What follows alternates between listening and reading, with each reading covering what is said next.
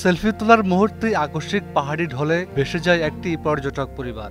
নদীর স্রোতে হারিয়ে যায় একের পর এক স্বজন। বিভীষিকাময় মর্মান্তিক ঘটনাটি ঘটে পাকিস্তানের খাইবার পাখতুনখোয়া প্রদেশের সোয়াত উপত্যকায়।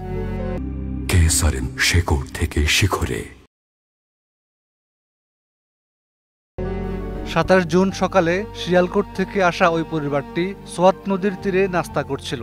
পরিবারের কিছু সদস্য নদীর পানিতে নেমে ছবি তুলতে গেলে আচমকাই উজান থেকে নেমে আসে পাহাড়ি ঢল। চোখের পলকে নদীর তীব্র স্রোতে ভেসে যেতে থাকে সন্তানরা। সন্তানদের বাঁচাতে নদীতে ঝাঁপিয়ে পড়েন পরিবারের অন্য সদস্যরাও, কিন্তু তাতেও শেষ রক্ষা হয়নি।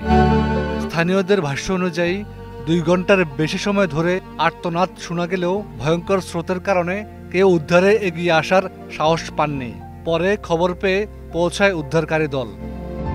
খাইবার পাখতুনখোয়া প্রশাসনের বরাতে জানা গেছে, পরিবারটির 18 জন সদস্য ঢলের কবলে পড়েন। এখন পর্যন্ত 3 জনকে জীবিত উদ্ধার করা হয়েছে, আর 8 জনের মরদেহ উদ্ধার করেছে উদ্ধারকারী দল। এখনও নিখোঁজ রয়েছেন বাকি সদস্যরা। তাদের সন্ধানে 80 জনের বেশি উদ্ধারকর্মী এবং স্বেচ্ছাসেবক যৌথভাবে অভিযান চালিয়ে যাচ্ছেন।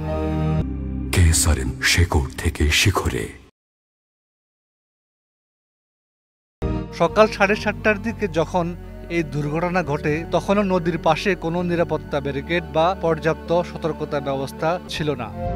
এমন ঘটনার পর গভীর শোক প্রকাশ করেছেন পাকিস্তানের প্রধানমন্ত্রী শেহবাজ শরীফ। পাশাপাশি বর্ষা মৌসুমে পর্যটন এলাকার নিরাপত্তা জোরদার করার আহ্বান জানিয়েছেন। হাফিজুল্লাহ, একুশে টেলিভিশন।